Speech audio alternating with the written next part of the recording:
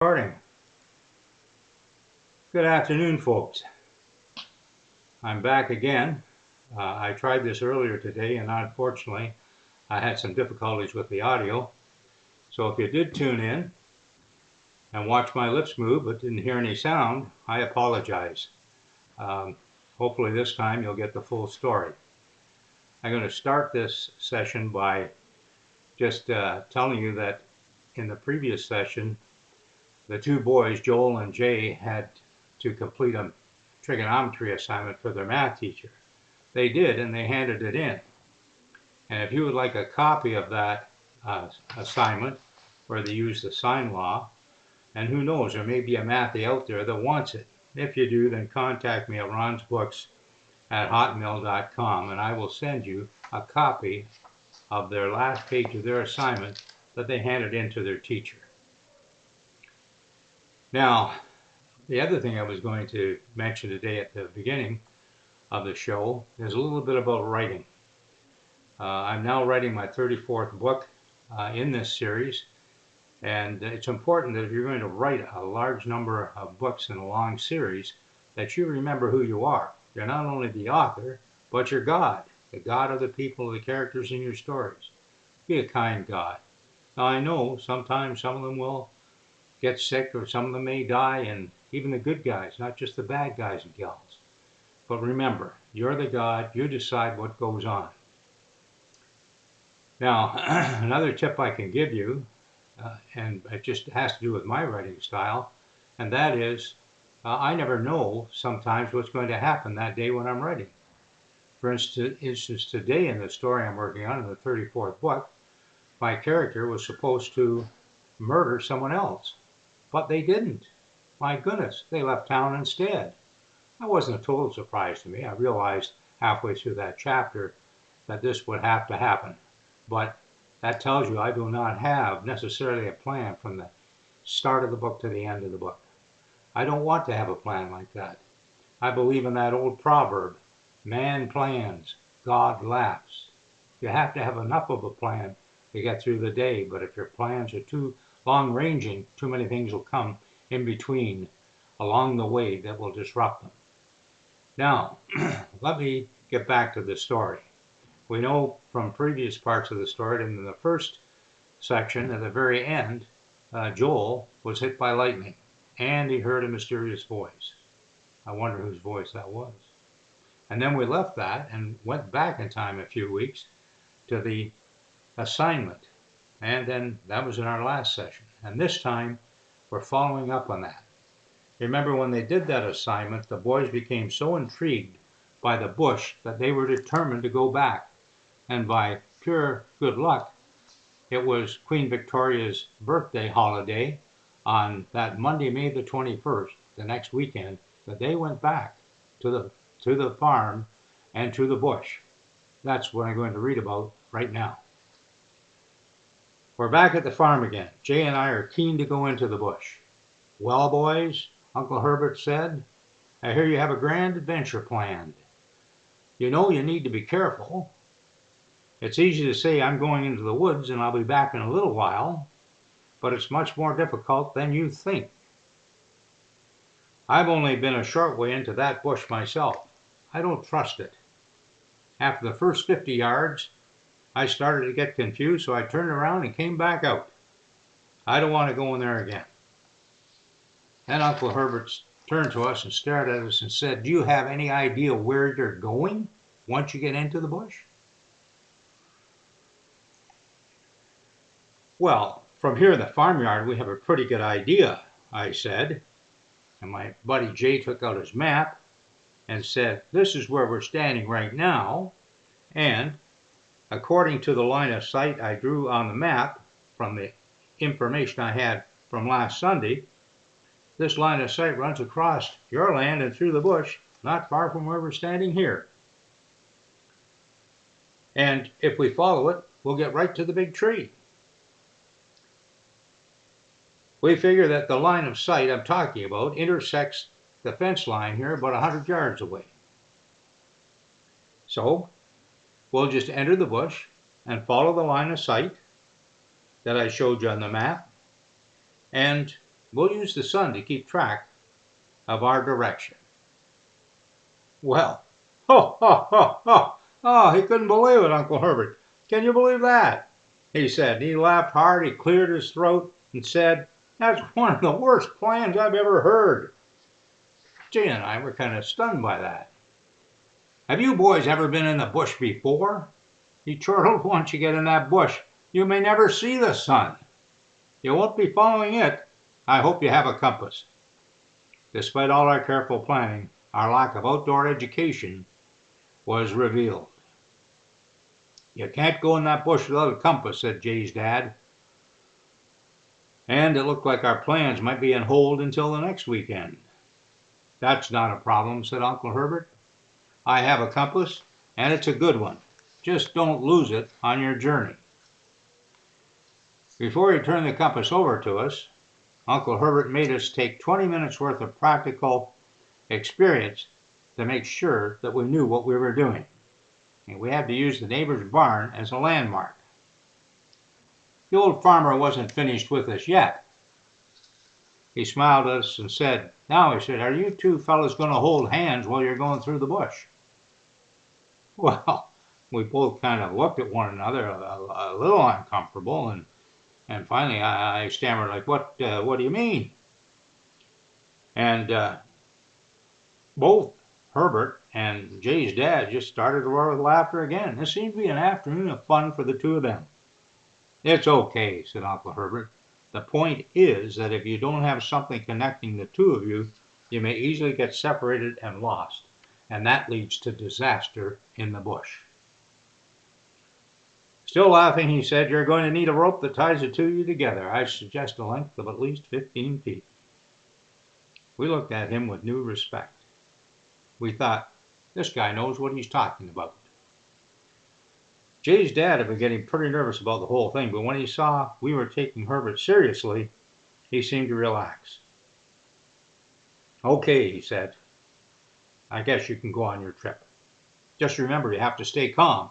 The worst thing you can do when you get lost is panic." We got ready to walk towards where we were going to enter the bush when Uncle Herbert said, "Do you know how to use a shotgun?" "Well, what do they need a shotgun for?" Jay's dad said. "I don't want them killing any game in that bush. I don't even want them shooting in the bush." "I don't want them shooting either," said Uncle Herbert. "They won't be able to see game anyway. But a shotgun can be a very important safety measure. They'll use it if they get lost or encounter a problem. They are absolutely not to shoot that gun under any other circumstances. A shot from the gun will be a signal for a search party to be sent out after them. 2 shots in quick succession means someone has been hurt. After the initial shot, they're to fire another shot every 15 minutes. That way the search party can zero in on their location."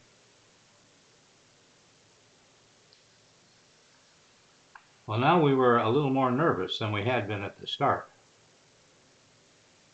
So we thought we had a good plan, but I guess it wasn't good enough.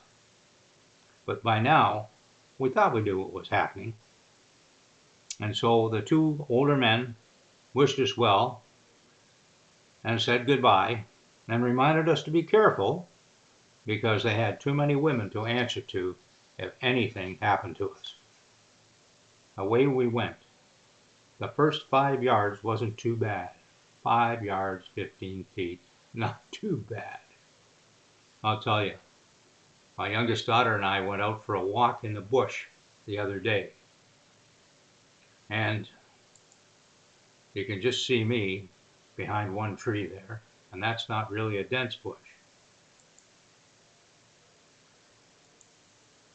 That's a little denser right there. Now, it's not as dark as the bush that the 2 boys are in, but it's denser.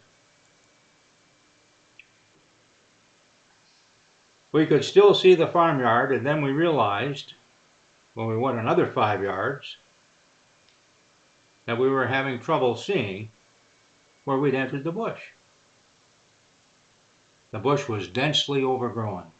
full of fallen trees and undergrowth, and most of the trees met at the top to form a canopy which blocked out the sunlight. It was dark. Gradually our eyes grew accustomed to the level of light, but it was still so dark that even at 2 o'clock in the afternoon, a cloudless day, the bush loomed above us in a menacing way. From time to time there were places where the trees weren't packed quite so tightly, and the visibility improved momentarily. We decided to mark every tree and snap a few of the smaller trees to blaze our trail.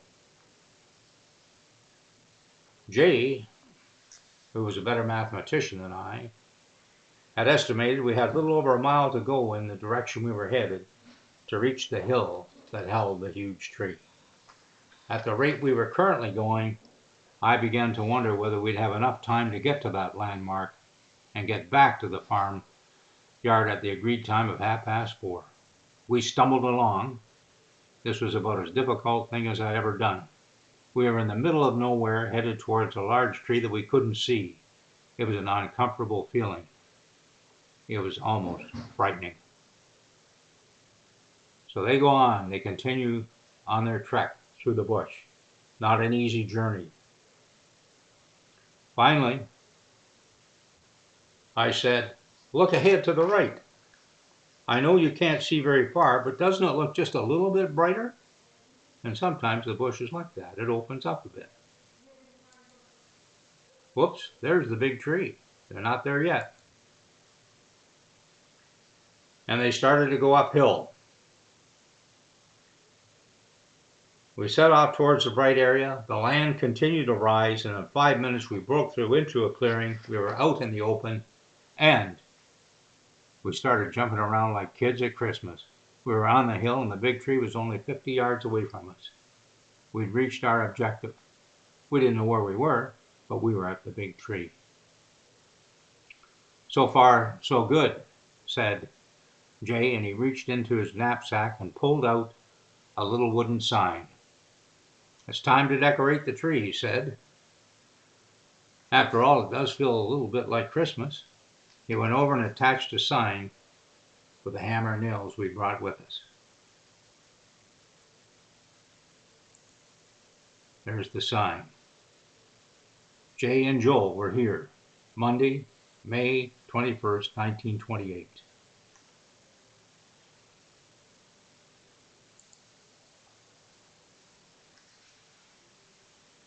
Then they sat down. They were tired, but happy because they'd reached the tree. After a couple of minutes, Jay said, "I'd like to get up in the tree and look around a bit. I know there's not much to see, but we are here." And I looked at him and I said, "This is a big old tree. There aren't any lower limbs we can easily reach." "That's not as big a problem as you think," said Jay. "See the tree beside it? It's big enough that we can climb it and make our way across to the large tree." So that's what they did. They climbed over to the first branch they could easily reach on the large tree and took a look around. Now they were up fairly high in the tree, but if they turned and looked back from where they came, they still couldn't see anything. The bush was far too high and far too dense. But when they looked ahead, they did see something. What did they see? "Holy Toledo!" Jay yelled and pointed excitedly. I looked in the direction that Jay was pointing. I paused, and then I yelled too, because just a couple of 100 yards away we could barely see the top of what appeared to be a shack. We couldn't believe our eyes. Now there's a picture,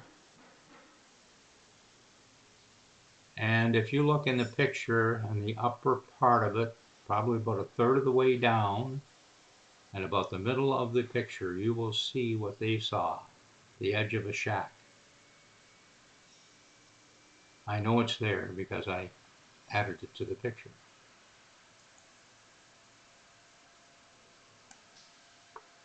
And this doesn't make any sense, I said. Absolutely. Because remember your uncle told us no one's been in this bush for a long time. So what's this shack doing there? So we grabbed our knapsacks, the shotgun, and our flashlights and headed towards it. It was easy going because the bush had thinned out and we were there in a very short period of time. As we got closer, we noticed a little bit of brush that had been there had been cleared away from around the cabin. Some of the longer grass and bush was tramped down a bit, probably by horses. But we decided to be cautious. You never know. So we got as close as we could carefully, so no one could spot us. And we agreed to wait and listen for about 10 minutes and watch carefully before we proceeded towards the cabin. That picture is roughly what the cabin looked like. Now that's from Joel's scrapbook. There's a door in the middle, windows on each side, and it's about 10 feet deep and 15 feet wide. Not a very big cabin, and kind of decrepit.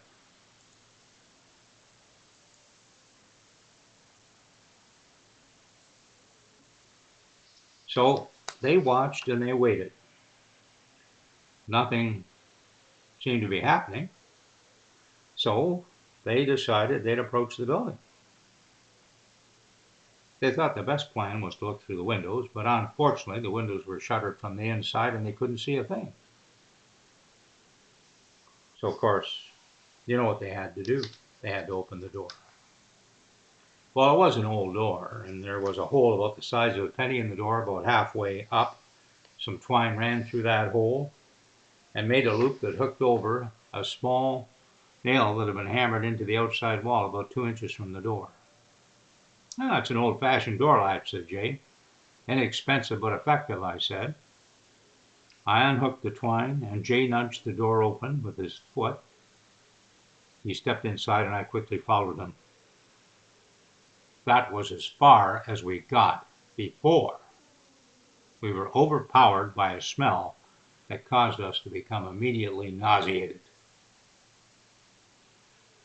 The cabin had been closed tight and shuttered. The terrible odor had been trapped inside, waiting for us. We turned and sprinted to the outside and lost our lunch. Then we looked at one another, and finally Jay said, "There's something in there big and it's dead." I said, "Whether we want to or not, we have to go and take a peek." So reluctantly, we put our hands over our noses and entered again. That's when we saw a body on the floor. "It's a woman," Jay said, because of the way she's dressed. We didn't want to cry, but it was difficult not to. We quickly went back outside. "This is definitely an emergency," Jay said. I picked up the shotgun, loaded the shell, pointed the gun up to the sky, and pulled the trigger. There was a very loud bang. We hardly noticed. "Check your watch," said Jay. "We shoot again in another 15 minutes. Meanwhile, back at, well, not the ranch, but Uncle Herbert and Aunt Emmeline's farm. The adults are sitting on the porch having a chat, and of course, you know what happens. Bang! They hear the gun, and Herbert looked over at Brad and said, "That sounded like the shotgun." The women looked at each other and said, "Oh, what does that mean?" They were quite upset to hear that shotgun. Brad wasn't quite sure how to respond. He didn't want to frighten them needlessly. "It's a signal from the boys," he said. "Don't get too excited. They were able to signal us." "That means they've encountered a problem," said Herbert. "They could just be simply lost." His intended reassurance had only heightened the women's anxiety when they heard the word "lost." That shot was a signal the boys were told to use, Brad said. It means that we should mount a search party to go and see what the problem is. We know they're not injured. How do you know that? Both women asked, almost simultaneously, with worry on their faces. Well, they only fired one shot, Herbert said. For an injury, they were to fire 2 shots in rapid succession. Well, Brad and I are going to have to walk into the bush. So they got ready. They got their walking boots on. They put on long sleeve shirts to deny the mosquitoes and black flies much to eat. And they took lanterns just in case they might be a little later. They didn't want to be. And they took an old stretcher that Herbert had out in his summer kitchen. Herbert pulled out his watch and said, according to my watch, it's 3:45. It should take us about 2 hours to get there and back, especially if the boys have blazed a good trail. You two stay right here. And if we're not back by 5:45, then you'd better phone the local police. And away they went. It wasn't easy going, but it was easier than it had been for the boys because the trail had already been blazed. And when they reached the big tree, they were pleased because the sign was there and they knew the boys had arrived that far. They'd made it through the densest part of the bush. That gave them heart. So they weren't sure which way to go, though, because they walked around the big tree and saw no evidence of a trail heading off in any direction. So they sat and waited. They waited for the next gunshot. It came in the next couple of minutes, and they knew which direction to head. They headed down the other side of the hill towards the direction the shot came from. The bush thinned out, and within 5 minutes they burst into an open area. About the same time they saw the boys and the cabin. The boys hurried over to them. They didn't look well, but they didn't seem to be injured. What in heaven's name is the problem? Jay's dad asked. It wasn't an easy trip for Herbert and I to get out here. Jay grimaced, seems to be on the edge of tears, and blurted out, "There's a body in the cabin." The 4 of them headed quickly towards the cabin. Jay and I waited outside while Jay's dad and Uncle Herbert entered. They didn't stay long. The 2 men hurried out and emptied their stomachs. "That's a terrible stench," coughed Uncle Herbert. Now that we found the body, we need to involve the police. We've got to head back to the farmhouse right now." So they did. But when they got back, it was still in their minds, that dead body. It was very upsetting. Had the woman died from natural causes, or was it something more sinister? Well, they knew they had to phone the police now. And Aunt Emmeline said, "You can phone them, Herbert, but you know this is a holiday weekend. You'll have to be patient." And really, Emmeline and Herbert were fortunate to have a telephone on the farm. This was 1928. And as Emmeline will tell you, she just read in the local newspaper, the Chaseford, or aka Stratford paper, that there are now 1 million telephones in the Dominion of Canada. Can you believe that? 1 million telephones in the Dominion of Canada. Why, 1 in 10 people had a telephone. Now I believe it's almost 10 telephones per person, which would make it close to 400 million telephones in Canada. I'm exaggerating slightly, but that was a different time. They were one of the few families on a farm that had a telephone. Good thing, eh? So they phoned. They phoned Chaseford because that was the closest municipality. They had to get a hold of the police chief, and of course, there was no one at the station, but they did find him at his home. They were having a special dinner to celebrate his mother's 75th birthday. Well, they interrupted that birthday party because after Herbert gave the chief a brief outline of what had happened, the chief said, "I'll be out within the hour with Constable Jake Smith." So now they waited on the porch for the police to arrive. The local police had two vehicles. They had a new Ford radio motor patrol car, and they also had a Studebaker police paddy wagon. Real vehicles. The local town council over the last few years had been reluctant to make these purchases. But once they had these vehicles, the mayor of Chaseford was always proud on occasion to proclaim that he had an up-to-date police force with up-to-date vehicles. So we expected to see the chief and Constable Smith pull into the farmyard in the patrol car. While we were waiting, we had supper. But we were finished by the time they got there. The chief arrived. He said, "You don't have a lot of time before dark. You better tell me what happened again, and you're going to have to take us to the body." So we set off and told our story as we went along. And we had the things we needed, flashlights and lanterns.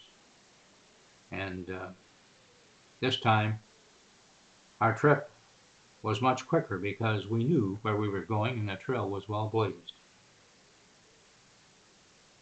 About a few minutes later, after we got past the big tree on the return trip, we were in front of the cabin. Constable Smith and Police Chief Petrovic held their noses and entered the cabin. They came quickly back outside. "Well, that's a hell of a smell," the chief exclaimed. You better bleep that one word out. "It's almost as bad as the time we found Mark Peters dead in that room you rented above the barber shop," said Constable Smith. "Remember, Chief, he'd been closed up in there for a week in the summer, and I think that still was maybe the worst. Anyway," the chief said, "Well, we're going to have the coroner out here, and the body's going to have to be guarded. So, Constable Smith, you are the lucky winner. You will be staying here overnight. And one thing we will do, though, is open the shutters, because there's windows have been screened, so I don't think varmints are getting in. But it won't be easy, but you'll manage it." And then the rest of them headed back to the farmhouse and arrived there just as the sun was setting. For Jay and Joel, or in the story Jay and me, it had been an incredible day.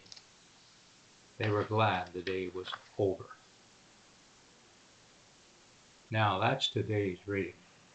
So far in this story, the first chapter was about the terrible storm and the lightning. The second chapter was about the mathematics assignment that led them to the bush. And today's chapter was about their time in the bush. The book itself is a lot more detailed than what I'm telling you, because of course I'm just reading parts of the story. Anyway, I hope you've enjoyed this, and tune in next Monday.